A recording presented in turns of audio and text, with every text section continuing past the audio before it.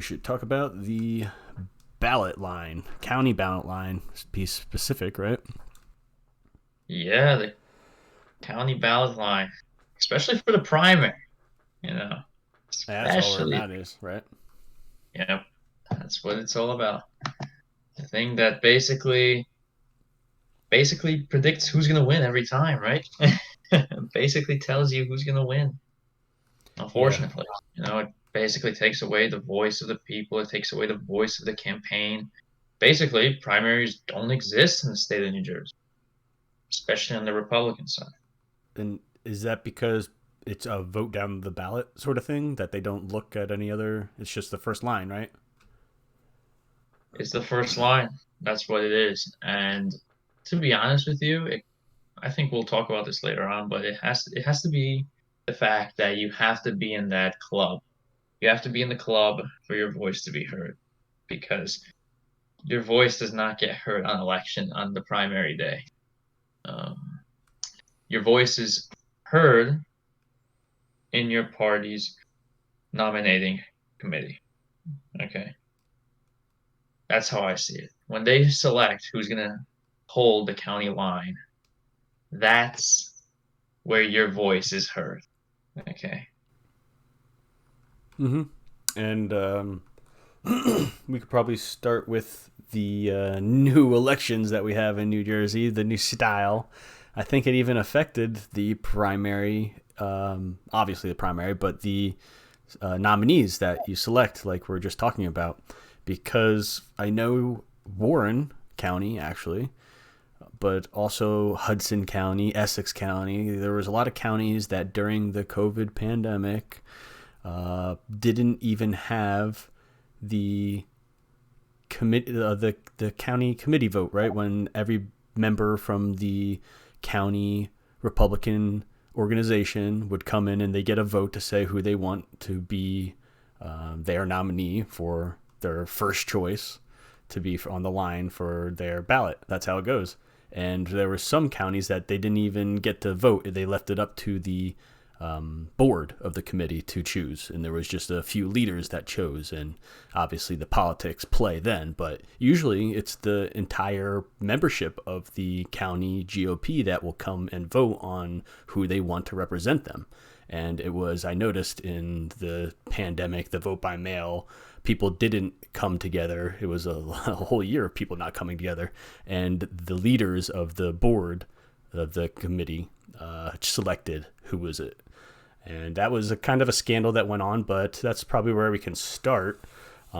I have some, I guess, nonprofit organization, leftist progressives that have definitely took it upon themselves to be active in their fight and their sought out better ballot choice initiative, if you will.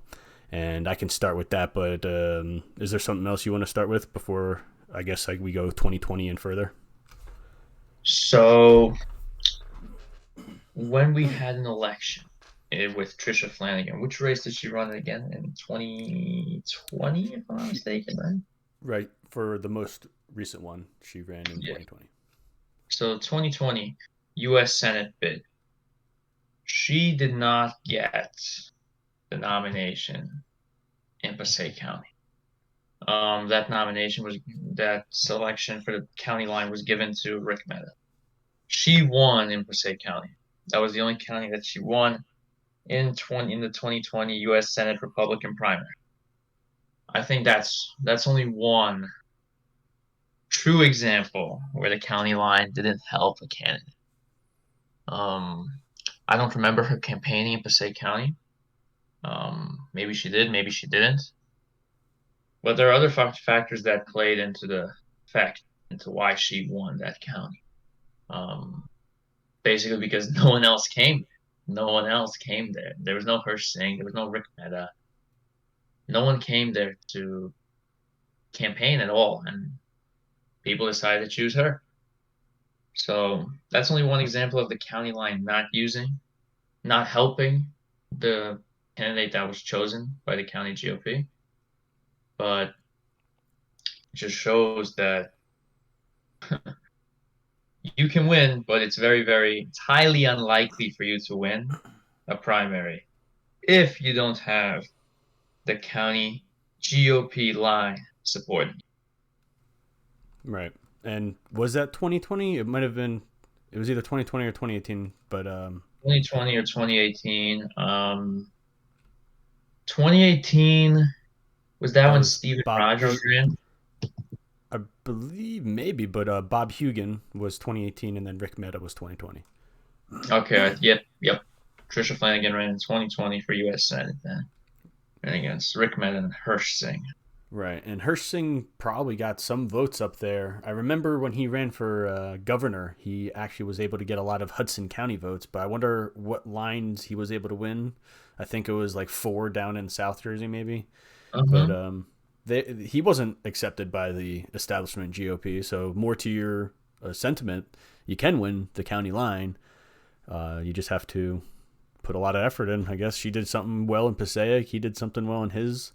Maybe people didn't want the establishment pick. But yeah, to your sentiment, you can pull through. Yeah, for sure, for sure.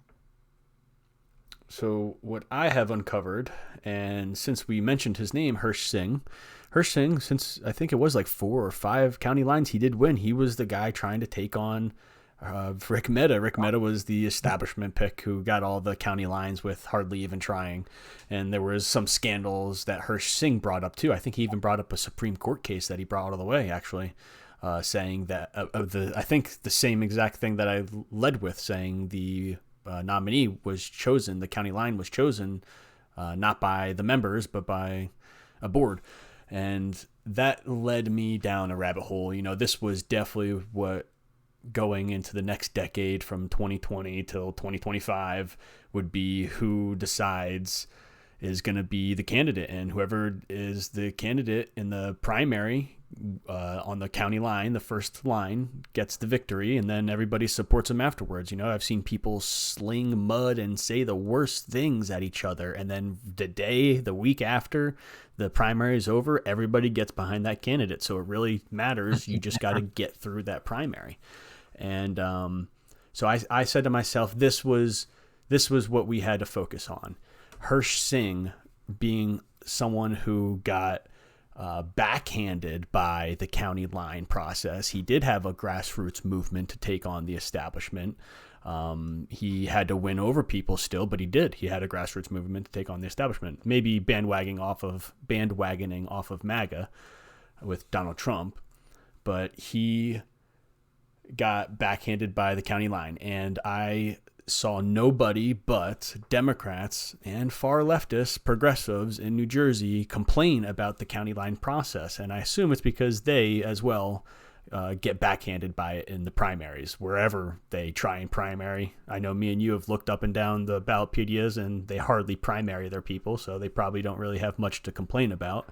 But organizations like I have a year long it was a year ago that this video was uploaded. I can put it in the links. It's a hour-long panel of over 20 or 15 or 20 people talking about how they plan on tackling the county lines for their Democrats going forward.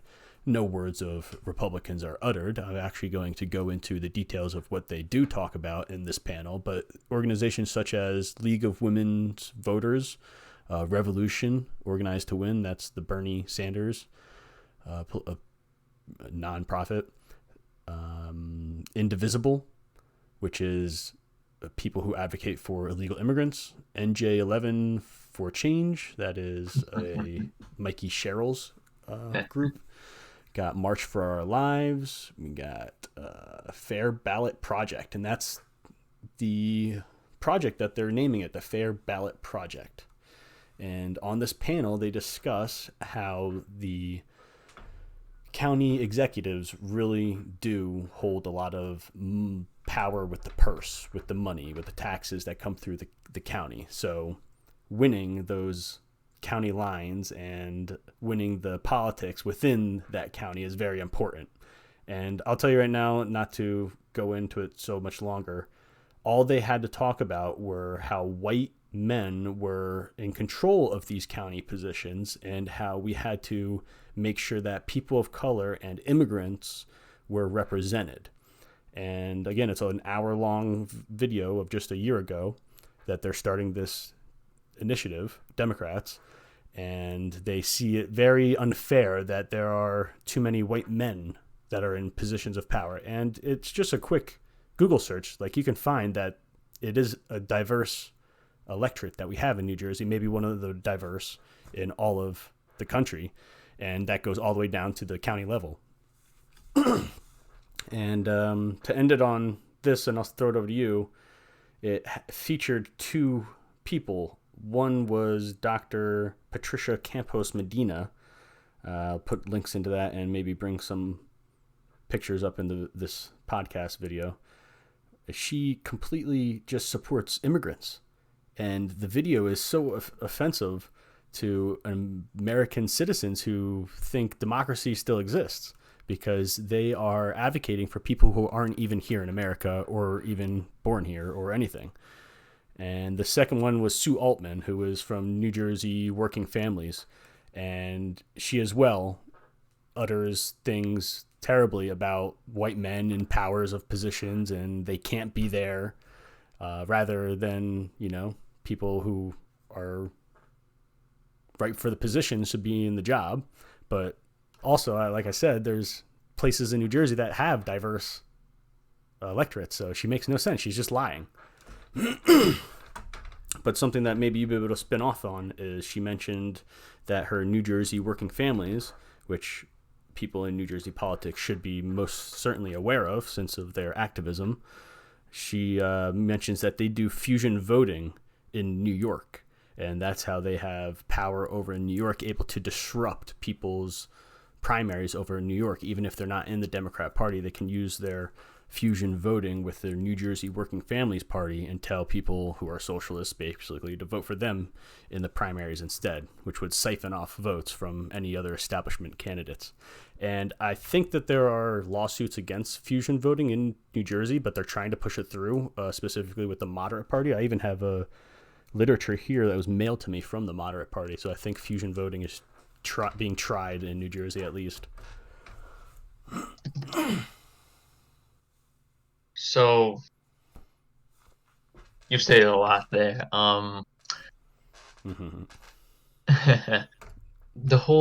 So I'll start first with the ballot, with all the ballots and everything, and how the county line hasn't, how people have been trying to fight it.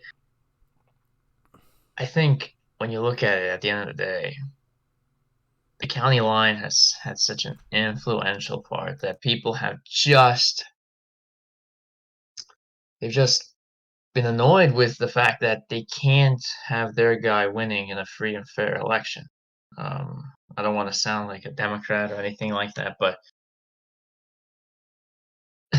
there's no way that you can say that somebody won by campaigning, by having better policies, when your local GOP comes together in a group of 10 to 15 individuals who don't share the interests of, the majority, and they decide to choose who's going to represent their party before the primary even occurs for that county, per se. For example, let's say Bergen County decided to endorse one congressional candidate that was a Republican. And we know at the end of the day that people don't want that individual. The people that really care don't want that individual. What the county line does is that now we have an endorsement. Now we have different types of funds. We have different types of resources flowing into that candidate that was endorsed by the endorsee, which in this case would be the Bergen County GOP. That candidate gets so much more money, so much more resources. They get so much more everything that they're put in a numerical and financial advantage compared to their opponent in the primary. In the primary, this isn't even the general election. This is the primary for people that are trying to understand this. This is the primary. The people that are in charge of your local GOP are choosing who's going to represent you before the primary even occurs. Because what this does is that now, with these resources, with these funds, now they can get people that weren't even going to vote in the primary to get out and vote.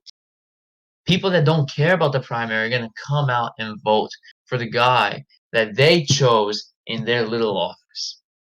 In their little office, at their meeting that they have once a month. They don't care about bettering the party in a way where it's going to reflect off of the constituents that they represent. They don't care about that. They care about electability, and at the end of the day, they're not even choosing the right candidates for electability either. But they care about electability, and they don't care about the constituents. Simple as that. Nor do they care about the will of the people. They like to choose. They like to be the boss. They like to be the leader. Republicans haven't shown the fight. I'm talking about generic Republicans that don't have positions in power in their local GOPs. They haven't shown the will to fight against this establishment. There have been some individual battles here and there, which have been very minor. They aren't much to be talked about because they haven't really contributed to much at the end of the day. But there has to be a revival amongst the Republicans. If the county line can be destroyed, if the county line doesn't exist anymore at the primary level, the primary elections they will effectively be more quote unquote democratic. It's just confusing for me, and I think it's confusing for everyone else when they come out and they choose who's going to run, when they come out and choose who they're going to support. Because at the end of the day, you're the county GOP. You shouldn't be supporting someone that early. It's a primary. It's a primary. And that when that happens, you can easily see who's the establishment and who isn't. Because especially when it's a congressional race or when it's actual county race or local race, you can see who's establishment by the by the county lines that they win. It's very funny that most establishment candidates do get the county line, you know, and the individuals that are challenging the establishment never get the county line. Never. Very rare, but never. And now moving on to fusion voting. And that basically, I'm going to piggyback off of that. I'm going to say this. The moderate party wants to endorse Tom Malinowski for the general election in his congressional race against Tom Kaine Jr. Imagine you have a party called a moderate party. You don't have a lot of members. I don't even know if the moderate party is a registered official party in New Jersey. Maybe it is, maybe it isn't. But if it made the ballot, okay, which means it has to be official, you don't have a lot of supporters in that party. You don't have a lot of members in that party. The moderate party sounds moderate. People look at the Republicans, people look at the Democrats, and we all know how New Jersey is. New Jersey is in a way, it's not a right-wing state. It's not really, it has left-wing people, but it's not a left-wing state. For the most part, people really don't care about the politics. People work in New York City. People work these big, nice jobs, especially in the northeastern part of New Jersey, all throughout New Jersey. You have these very high-paying jobs. Then you have the working class and the lower class as well. But people really don't care about the politics. When people say, and they'll vote Democrat or Republican, either way. But when they see moderate party, the term moderate means, well, it's not Republican, It's not right wing. It's not left wing. It's in the middle. And people don't attribute that, when you understand politics more, when you study it, we know that the moderate party is a left a left wing party, but they look at it. Several people, maybe 1% of the electorate looks at it and says, "Well, the moderate party is supporting Tom Malinowski. That means that Tom Kean Jr. is a radical. Gotta vote for Tom Malinowski." And at that point, you have a huge problem. 1% can shift an election in the favor of one individual. And it doesn't help that Tom Kean Jr. is a very, very weak candidate. Um, that's what I have. Maybe if you want to add on that a little bit about what happened in his primary with Rizzo. Well, for his primary, actually, it revolves around the same county, Morris, the Morris GOP, and that's what I'll go into next. But I think over in Sussex County, they do not do the county line process. I think to their to their success, the young Republicans over there and older ones, they are electing William Hayden, to the county commissioner, and that will be how they can remain in power and keep whether or not they want a county line or not. If they are the ones in power, they get to choose. And down in Morris County GOP, they as well had a free primary, no county line. It was until last year, 2021. Now they do have a county line, and they voted for it. They had a GOP. It's with the it's a GOP county line. So I don't know how the Democrats do it, and that as well. Each county, it's up to the party to determine whether or not they want to have the free county line. You propose it to the county, and then it changes for your party. And for the Republicans, they changed it in Morris County, and it was Laura Alley. She is in charge over there in Morris County, and she is with the establishment. I'm sure she's a fine lady, does her part. But there was a pushback. There was a grassroots pushback in last year, 2021, against this county line and her rationing. There was a real big campaign of her having to justify it. It was going to come down to a Morris GOP vote, and they voted for it, in favor of it, but they had to rationalize why a county line was in favor. And basically, they foresee America First, populist people infringing on the Morris GOP that will change their party, take over the leadership. And that's a way for them to retain their leadership, retain their nominee who they want to be in charge, because there's so many people that are either moving into Morris County, or there are people who are getting more involved in Morris County, and it's changing up the politics, whether it is Democrat or Republican, or Rhino versus America First in the Morris GOP. And I don't know specifically for Phil Rizzo, but I do know that the Morris County GOP was where he didn't win a line, and it wasn't expected that he's going to win the line, because it was expected that they're going to choose Tom Kean, but he didn't get a fair chance. I think that's what it was. And that's the case across the board with these county committees as well, is that even if you try and play the game, they call it pay to play. Even if you try to do that, which is illegal, they still in the end cheat. So if you pay to play, they cheat. So yeah, that's Morris, and that was Phil Rizzo, Tom Kean, Tom Malinowski, the specific location where the fusion voting is going to be. Yeah, the fusion voting part is very, interesting. I don't know if I support it, but now they're allowing, during the primary, they let you select your committee members to represent you in your town district for your party, for the county. So those individuals that are selected and voted on, they're the ones selecting your candidate that your county GOP is voting.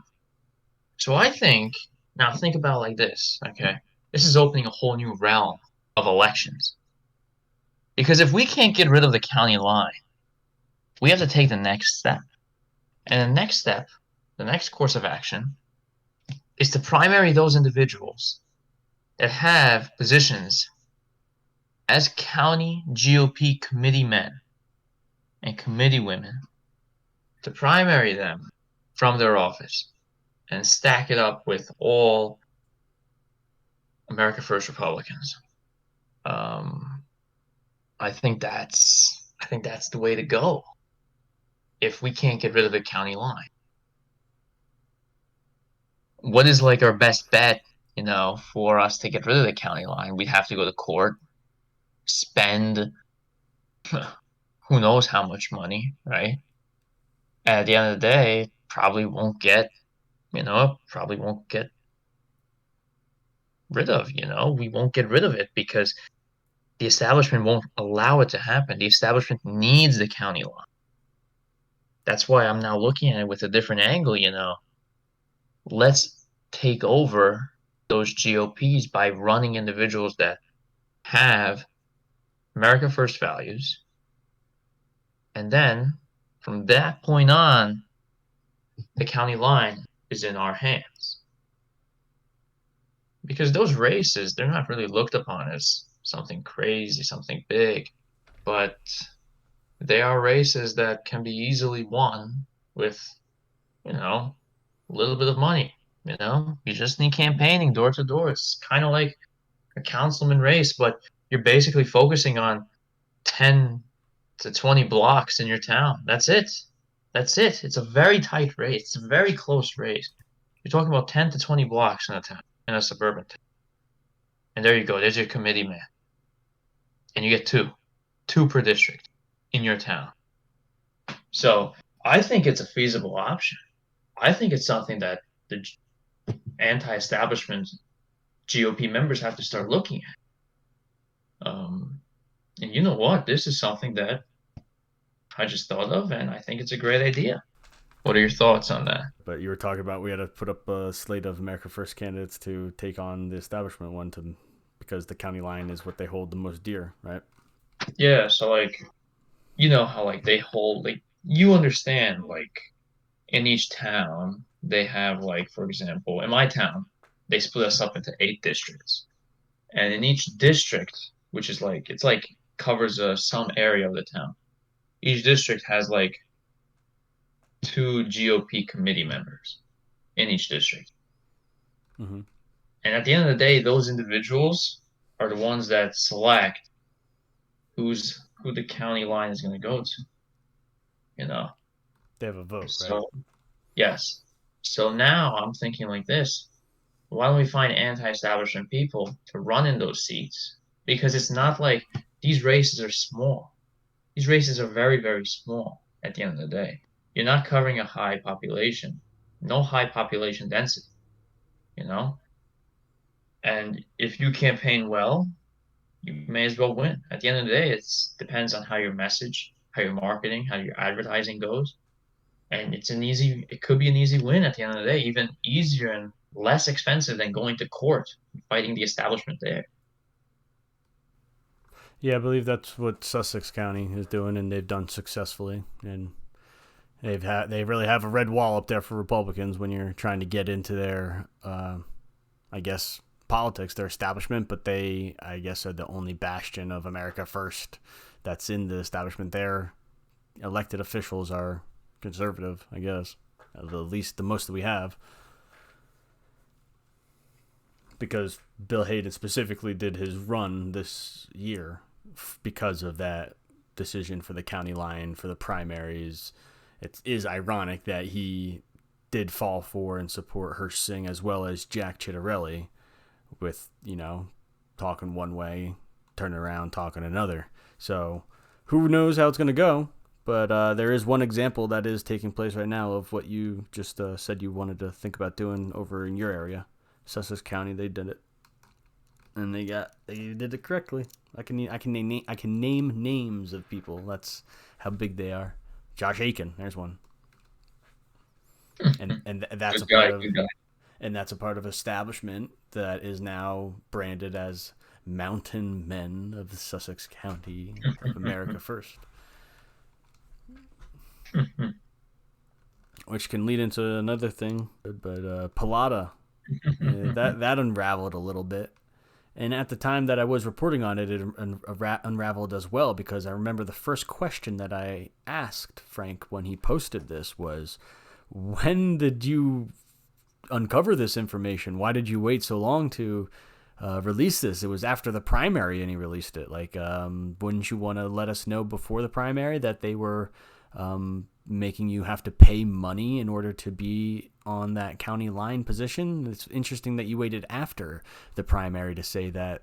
It's just authenticity, politics playing, as well as some of the text messages in that scandal were up to 3 years old. So he was using outdated context information. And it even turns out that maybe Matt Gilson was referencing the Democrats when he said buy the line, but he said some other things too, which kind of also make him guilty that he was telling Frank Pallotta to buy the line.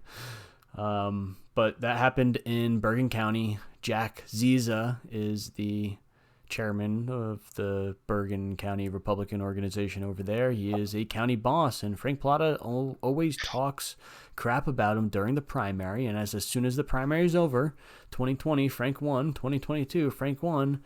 Now Jack Ziza is his friend again. And that's how you got to do it, I suppose. That's how you got to play the politics. That's how you make things work as a politician. You're supposed to compromise, I suppose, negotiate.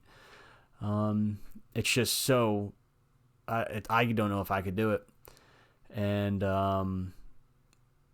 I even got bared the brunt of the fruit of that because Bill Spadilla blocked me because I brought it up. I tried defending Frank Pallotta for standing up to the Bergen establishment, and it turns out maybe Frank was just playing politics and it wasn't even as bad as it seems. But I think they do play politics with the county line, so Oh, Bergen for County. sure. Yeah, Bergen County was one of those who chose the county line position without the members voting. The board chose. Jack Ziza just chose. So Well, it doesn't surprise me. Like politics is a game of chess. You're gonna do everything to get that county line because that's the only way you're gonna win. It's the only way you're gonna win nowadays.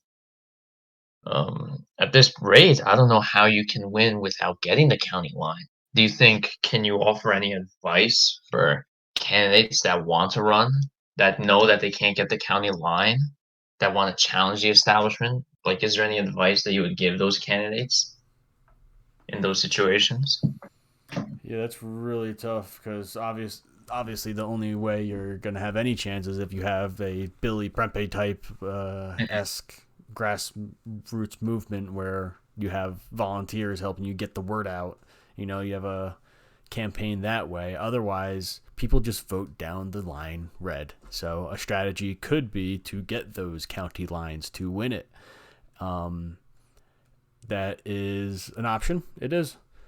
But I don't know. I really don't know. There are so many different options looking into the fusion voting. I think down in Georgia, they have options where cross party primary voting, where Democrats can spoil a Republican Rhino versus America First Republican primary. So people don't like that. Well, maybe you can use that against them too. I don't know. I would have to look into that. Voting is not a great way to get change. There's better ways. But when it comes to leaders, yeah, it's what I've seen so far. The county line and in New Jersey is supreme. Supreme. At the end of the day, at the end of the day, those county lines will always be here, whether we like it or not. I don't see it going away in the near future. Maybe, who knows, if the anti-establishment movement really picks up steam, especially for maybe for the 2023 state legislature races. But I think for the 2025 NJ gubernatorial race, I think that's where we can see maybe, maybe, and I say maybe, very big maybe, we'll see someone that is not part of the establishment win the primary, because we've had candidates that have run those anti-establishment campaigns, whether it was I don't know if you can even say 2017 gubernatorial race, if there was anyone, but 2018, 2020, 2021, all these races you had someone that was anti-establishment, but they weren't successful. But they're coming close, and the hope is next time around that anti-establishment candidate wins, and it sends a message to the establishment GOP that that this fight is not over, especially in New Jersey. Jersey's done, dude. I like it how we're doing a podcast talking about the hope for New Jersey, and then after it's like our analysis. Yeah, Jersey's done. Like, yeah, there ain't no. It's like we're gonna be doing this New Jersey first podcast, but we're gonna be like in Oklahoma. It's like, yeah, New Jersey still has a chance, brother. New Jersey still has a chance. The GOP, keep on fighting. Full Rizzo, we see you, man. We see you.